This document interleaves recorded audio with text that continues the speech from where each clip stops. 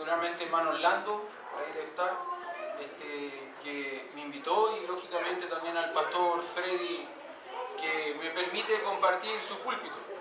El púlpito para un pastor es un lugar casi sagrado. La verdad que nos cuesta compartirlo, ¿no es cierto? En una ocasión me preguntó una persona: pastor, ¿en la iglesia solamente usted predica, solamente usted enseña? Hablando de mi iglesia. Y le dije no. Justamente veníamos de un periodo en el cual personas habían estado enseñando y habían terminado ciertas clases en la escuela dominical y también habían compartido la predicación. Entonces, evidentemente, no solamente yo enseñaba o yo predicaba. Pero vi una doble intención en la pregunta, ¿no? La pregunta más bien no era si solamente yo enseñaba o solamente yo predicaba en mi iglesia, donde yo pastoreo. Creo que la intencionalidad era: ¿yo podría hacerlo? Y bueno, mi respuesta para él fue: mire hermano, no solamente yo predico o enseño en este púlpito, en esta iglesia, pero sí quiero tener la seguridad de que quien predica y enseña en esta iglesia no solo esté leyendo el mismo libro que yo, sino que además esté en la misma página que yo. Por ahí puede que estemos en párrafos distintos, pero necesito tener la seguridad de que estemos en el mismo libro y en la misma página. ¿Qué quiero decir con esto? No quiero tener el temor de invitar a alguien, y espero que no suceda esta noche, Pastor Freddy, que ni bien yo me baje, él venga a corregir mi enseñanza, porque él cree algo distinto de lo que eventualmente yo pudiese enseñar esta noche. Entonces, evidentemente, el púlpito, como decía, es casi un lugar sagrado para un pastor o un predicador. No queremos prestarlo con tanta liviandad, con tanta facilidad, porque evidentemente es un lugar desde donde se enseña algo que es sagrado, que es la palabra de Dios. No es esto lo sagrado, no es la madera la sagrada, no es esta nave, este lugar tan bonito que ustedes tienen, lo sagrado. Lo sagrado es esto, la palabra del Señor. Y esta es la que debemos exponer con la mayor lealtad, con la mayor fidelidad posible. Así que gracias a los hermanos que me invitaron, pero también gracias al pastor que autoriza. Y por lo demás quiero decir esto: sé que el pastor está pasando un tiempo complejo. Hemos hablado personalmente por WhatsApp en ese sentido, y yo quiero expresar en este lugar ahora mi gratitud hacia él por su amistad en años. No lleva muchos años de ministerio avanzado, ¿no? Yo creo que no estoy ni siquiera en el cuarto del tiempo que él lleva como pastor, llevo yo como pastor. Pero cada vez que nos topamos, yo percibo en él siempre gratitud, respeto, y yo espero que él perciba en mí admiración, porque yo admiro a la gente que lleva mucho más tiempo batallando en esto, ¿no? Una cosa que he aprendido es que no es fácil ser pastor. Entonces, gente que lleva tantos años ministrando como él lo lleva, es gente que uno debe respetar y admirar. Por otro lado, me permiten también en este lugar venir cada cierto tiempo al Instituto Bíblico para enseñar, y esa es una bendición para mí, porque de verdad que lo disfruto. Disfruto enseñar, disfruto poder estar con los alumnos. Hay una sola cosa que no disfruto de la enseñanza: hacer pruebas. No me gusta hacer pruebas. Esa es la única parte en la cual como maestro soy medio debilucha. Pero bueno, ahí estamos. Así que déjenme orar y luego déjenme compartir con ustedes algunas cosas que el Señor ha puesto ahí en el corazón, que creo que es lindo poder considerar, poder pensar, meditar juntos en esta noche. Vamos a ver. Querido Padre Celestial, en esta noche queremos dar gracias porque usted nos da la oportunidad hoy de compartir su palabra, compartir, Señor, de lo que usted ha puesto primeramente en mi corazón, y también de lo que yo quisiera compartir como palabras de ánimo, de aliento a esta iglesia que usted ama. Usted dijo: edificaré mi iglesia y las puertas del Hades no prevalecerán contra ella. Y usted ama esta iglesia. No por lo que es estructuralmente, no por lo que físicamente y materialmente tiene, sino por las personas que en este lugar se congregan para proclamar su palabra, para honrarle a usted con sus vidas. Gracias, amado Señor, por Cristo Jesús oramos. Amén. Hermanos, quiero compartir esto, quiero decirle que en la escuela donde yo estudié me llamó la atención el hermano que estaba dirigiendo, citó a una hermana, una jovencita, ¿no? Hermana Nicole, ¿sí? Hermana Nicole está estudiando en Palabra de Vida, ¿sí? En San Miguel del Monte, Argentina. Bueno, en la escuela donde yo estudié, que es la misma escuela, a nosotros nos enseñaron algo. Siempre nos dijeron lo mismo. Nos dijeron que la duda era un pecado. Siempre nos dijeron eso. La duda es un pecado. Quizás basado en un texto que si usted lo busca conmigo ahí está en Romanos capítulo 14, verso 23. Mire, véalo conmigo por un momentito. Romanos capítulo 14, verso 23.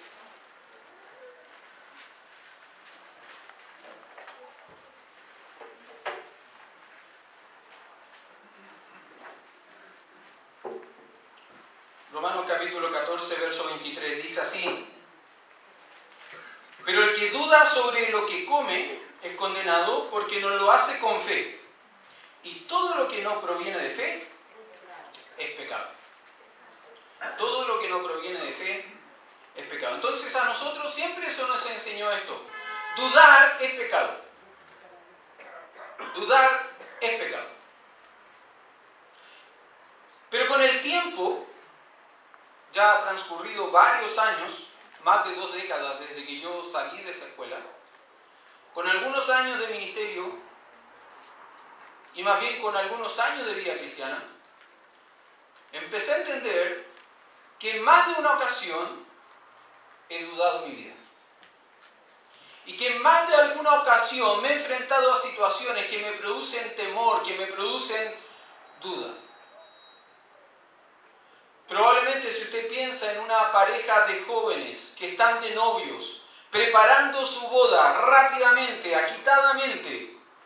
Nosotros como iglesia durante los meses de verano tuvimos 4 bodas en 2 meses. Algunos con diferencia de 15 días, otros con diferencia de 30 días, corriendo de un lado para otro, de una boda en otra boda. Lindo tiempo, lindo tiempo. Ahora, si usted le pregunta a una pareja de novios, probablemente aquí hay una pareja de novios que está preparando su boda, si yo les preguntase a ellos, no los quiero mirar para no echarlos al agua, ¿no es cierto? ¿Cómo están ellos? Si están con temores, si están con dudas, probablemente en lo público me digan no, por ningún motivo. Pero en lo privado probablemente me van a decir, sí, pastor, hay dudas, hay temores. Una pareja que se encara hacia el matrimonio, que está preparando su boda, probablemente sí, tiene dudas, tiene temores.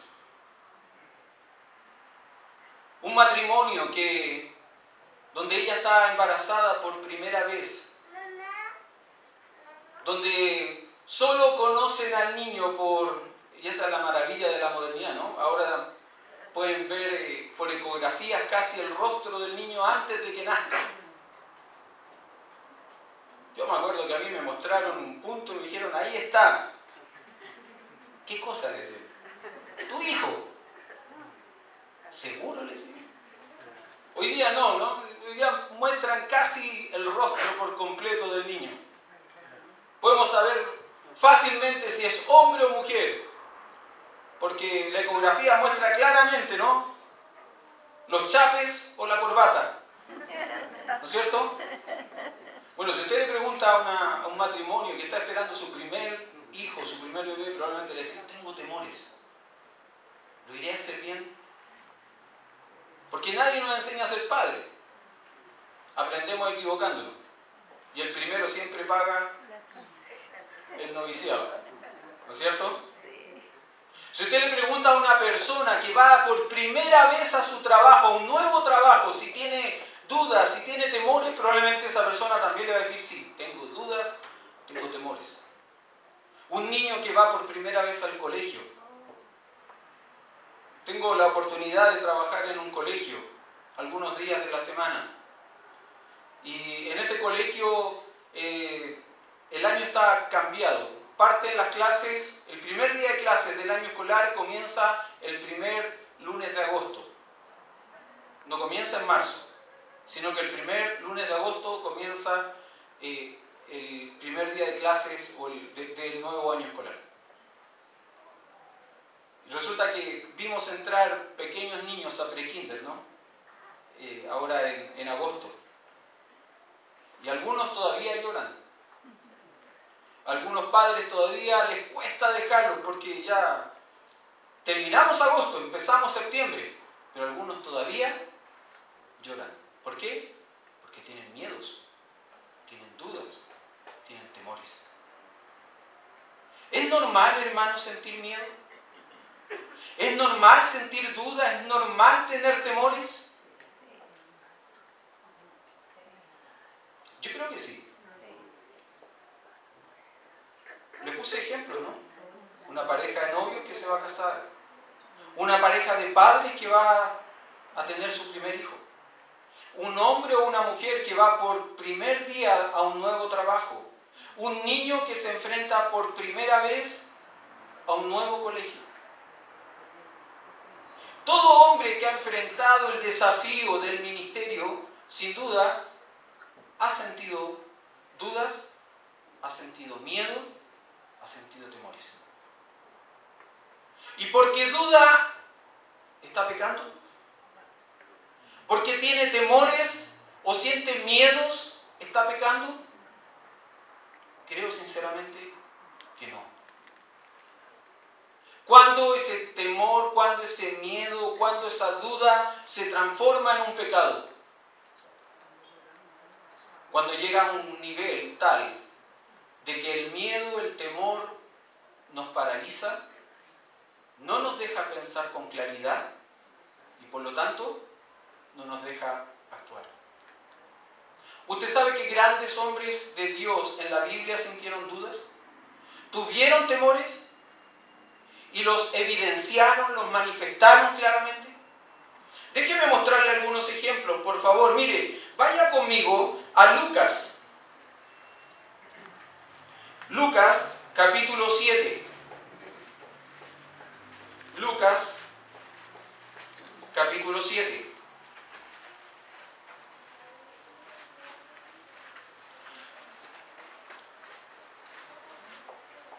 Y vamos a leer desde el verso 18 en adelante. Lucas, capítulo 7.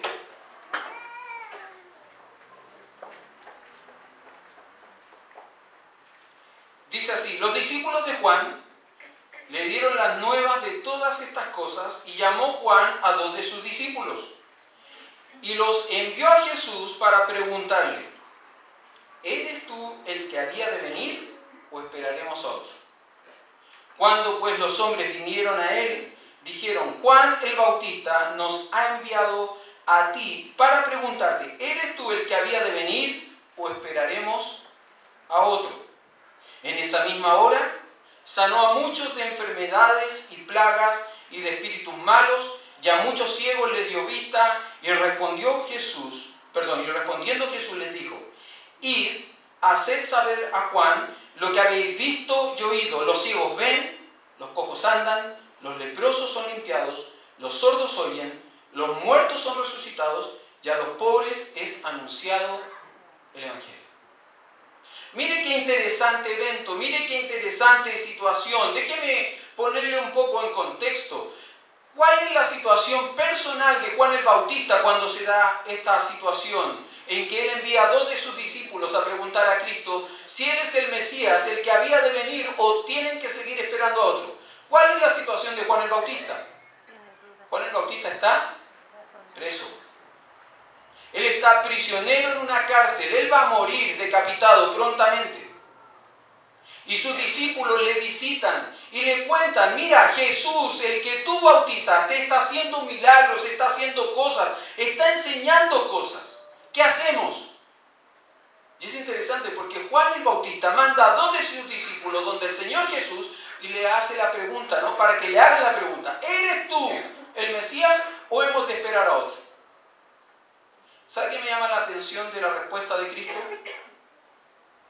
Que Cristo, en vez de reprochar a Juan, Cristo, en vez de criticar a Juan por la pregunta, simplemente hace milagros y le manda a decir a Juan, por intermedio de sus discípulos, cuéntenle a Juan lo que sus ojos han visto. Déjeme decirle esto, si usted recuerda Mateo capítulo 3, Juan está predicando en el desierto.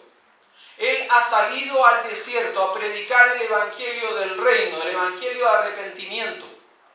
El pueblo ha salido al desierto para ser bautizado por Juan. Cristo ha salido al desierto para ser bautizado por Juan. Cuando Juan lo ve, Juan le dice, tú vienes a mí para que yo te bautice, yo necesito ser bautizado por ti. Y Cristo le va a responder, no, bautízame. Es necesario que cumplamos toda la ley del Señor, toda justicia. Cristo es bautizado por Juan.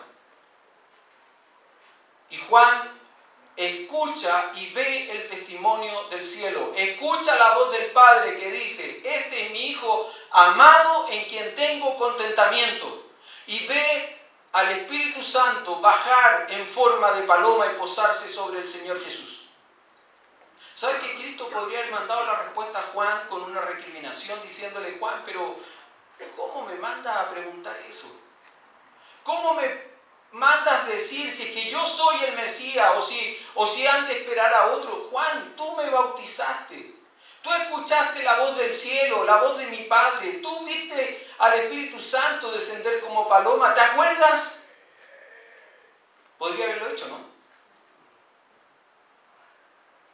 Sin embargo, en lugar de recriminar a Juan, ¿qué es lo que hace? ¿Qué es lo que hace el Señor Jesús? Verso 22. Mire conmigo. Lucas 7:22. Y respondiendo Jesús le dijo, id, haced saber a Juan lo que habéis visto y oído. Los ciegos ven, los cojos andan, los leprosos son limpiados, los sordos oyen, los muertos son resucitados y a los pobres es anunciado el Evangelio. Cristo le manda a dar un informe detallado de los milagros que está haciendo Cristo. La verdad que no. ¿Sabe lo que hace Cristo? Cristo le manda una respuesta por medio de la palabra de Dios. Mire conmigo, por favor, por un momento. Isaías capítulo 35.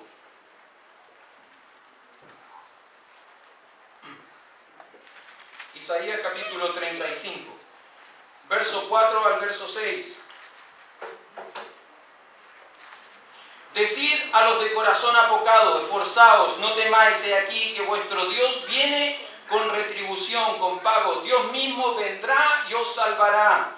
Entonces los ojos de los ciegos serán abiertos y los oídos de los sordos se abrirán. Entonces el cojo saltará como un ciervo y cantará la lengua del mudo, porque aguas serán cavadas en el desierto y torrentes en la soledad. ¿Cuándo? ¿Cuándo sucedería todo esto? ¿Cuándo los ojos de los ciegos serían abiertos? ¿Cuándo los oídos de los sordos se abrirían? ¿Cuándo el cojo saltaría como un ciervo? ¿Cuándo cantaría la lengua del mudo? ¿Cuándo? Verso 4. Verso 4. Cuando vuestro Dios venga con retribución, con pago, Dios mismo vendrá y os salvará.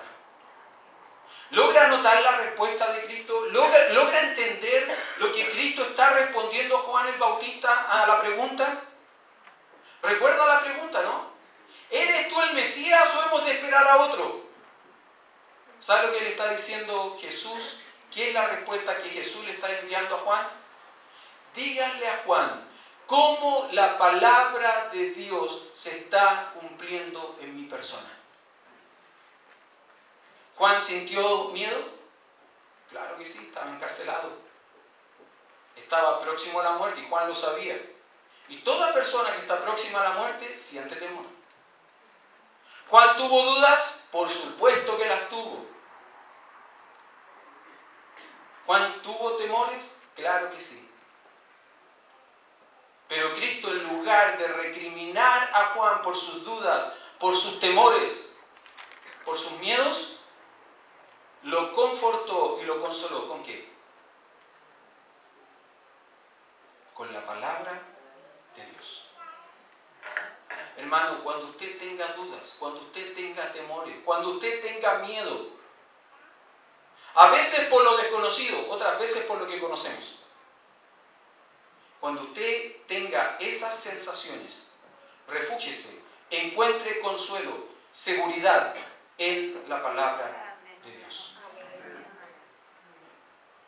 Hay una historia de 5 misioneros que a mí me encanta, los 5 misioneros que fueron asesinados en la selva del Ecuador por mano de la tribu de los Aucas.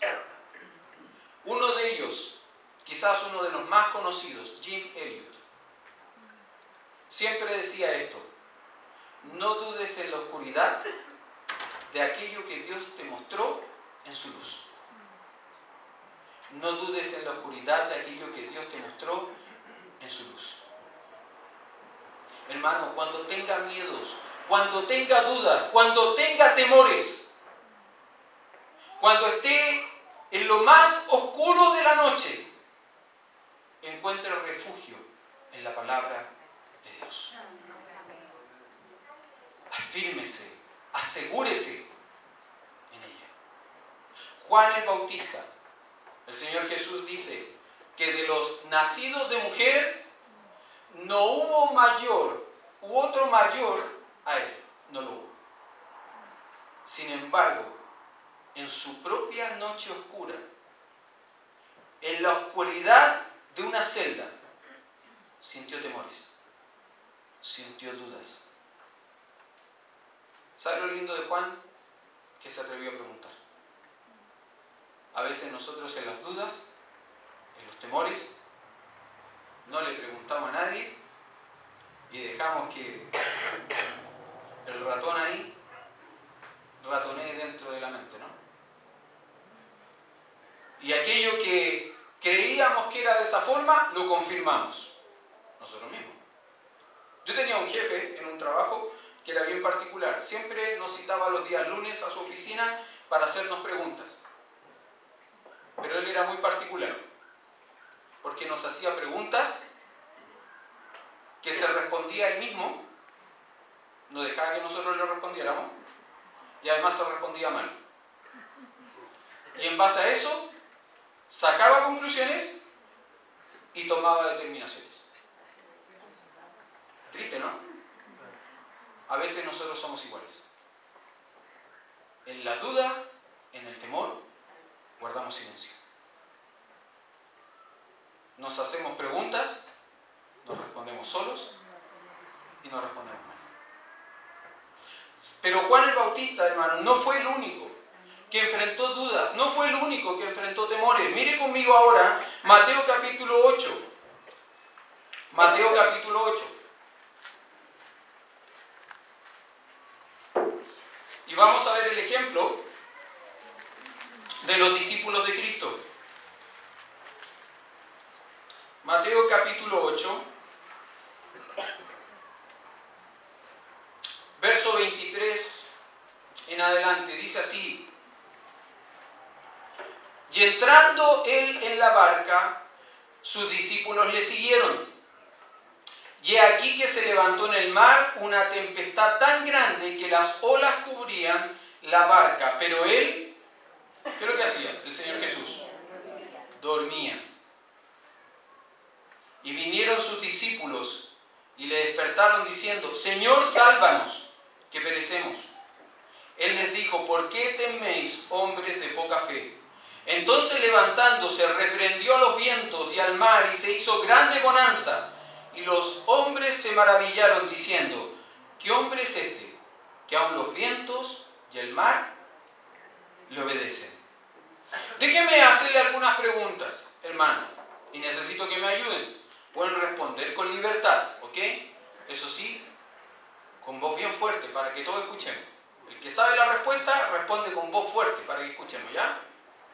¿Cuál era la profesión mayoritaria de los discípulos?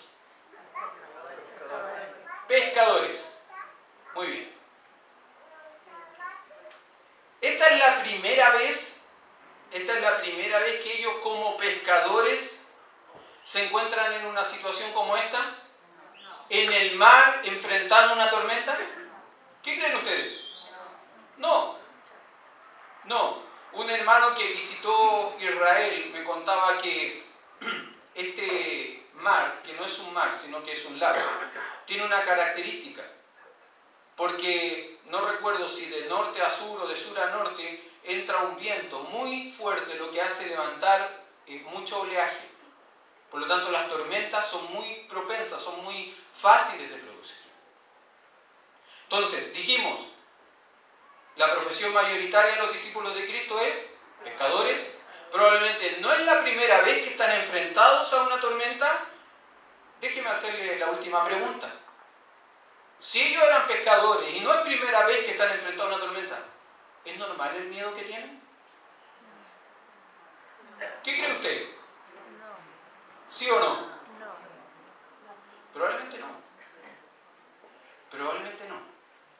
Porque no es primera vez que están enfrentados a esta situación. Pero déjeme mencionar esto. Hay un comentarista bíblico que dice lo siguiente, que es probable que esta tormenta no haya sido una tormenta normal como todas las otras que enfrentaron los discípulos de Cristo, sino que el origen de esta tormenta probablemente haya tenido lugar en un ataque diabólico, satánico. Y usted me dirá, pastor, ¿de dónde sacó esto? Bueno, fácil, de una sola cosa. ¿Se acuerda lo que hace el Señor Jesús cuando los discípulos vienen y le despiertan? Mire conmigo, por favor. Perdón. Verso 26. Y él les dijo, ¿por qué teméis, hombres de poca fe? Entonces, levantándose, ¿qué es lo que hace? Reprendió. Y este comentarista bíblico dice, la única vez que se usa esta palabra para Cristo, como la acción de Cristo, tiene que ver con ataques satánicos. Cuando Cristo reprendió demonios. Entonces, él va diciendo algunas cosas. Mire, Mateo capítulo 17, verso 18.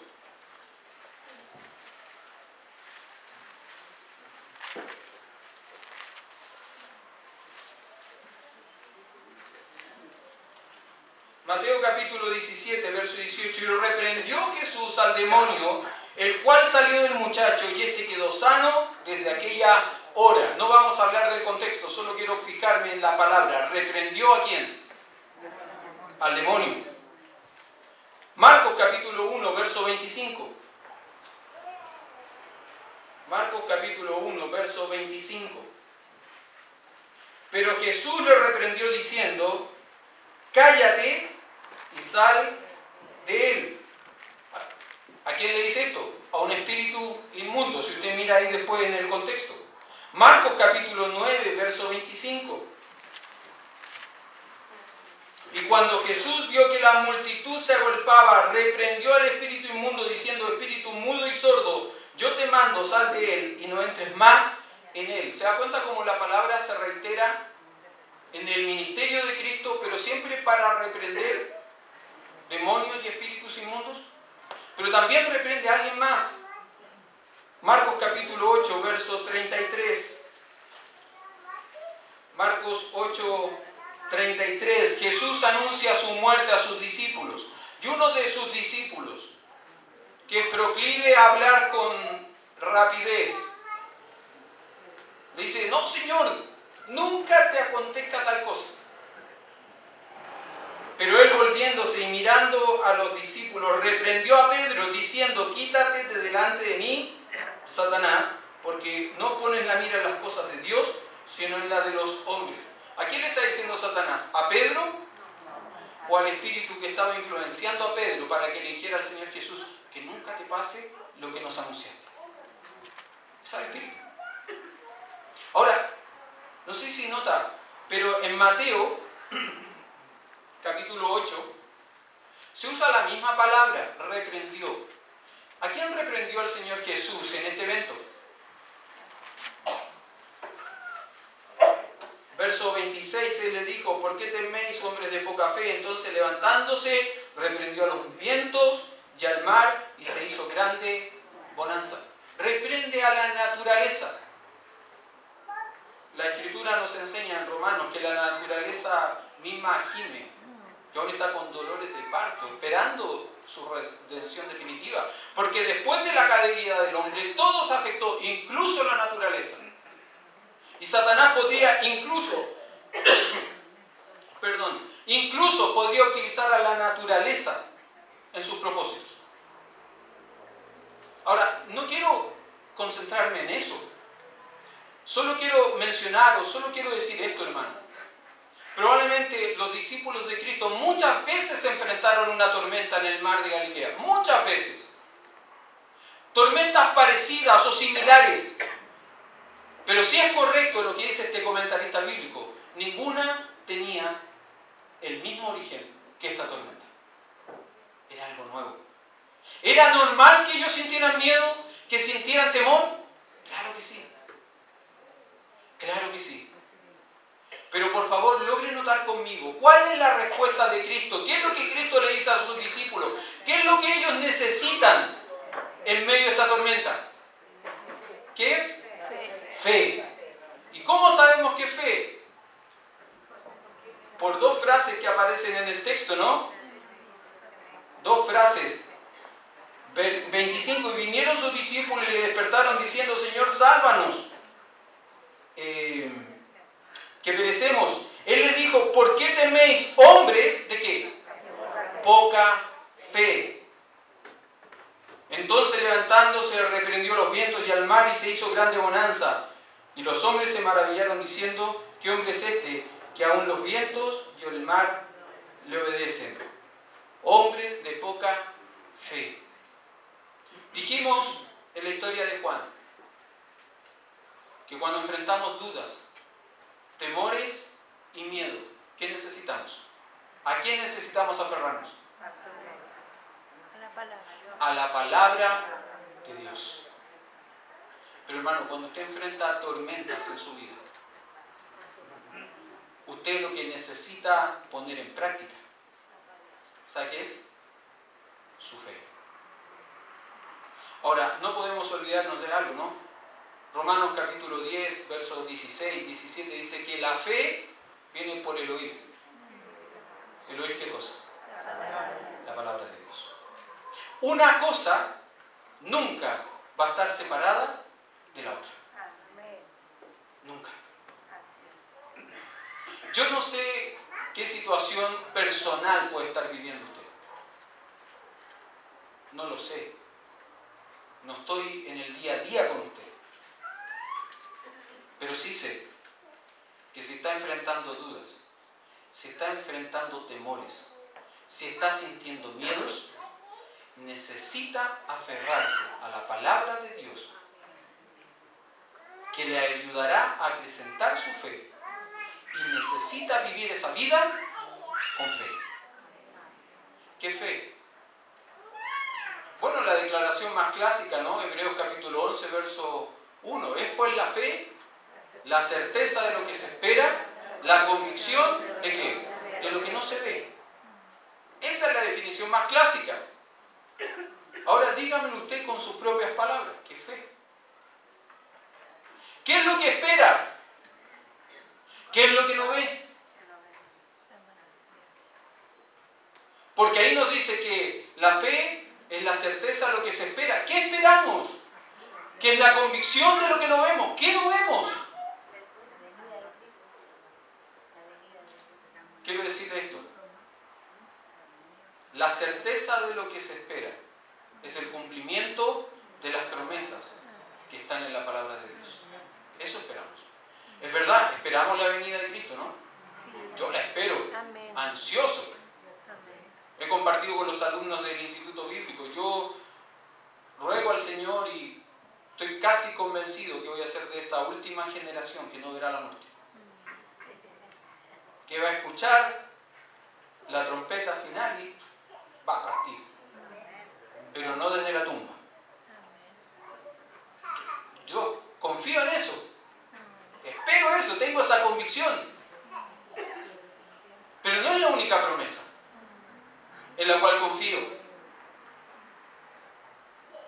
Yo confío en otras, muchas promesas más que hizo el Señor.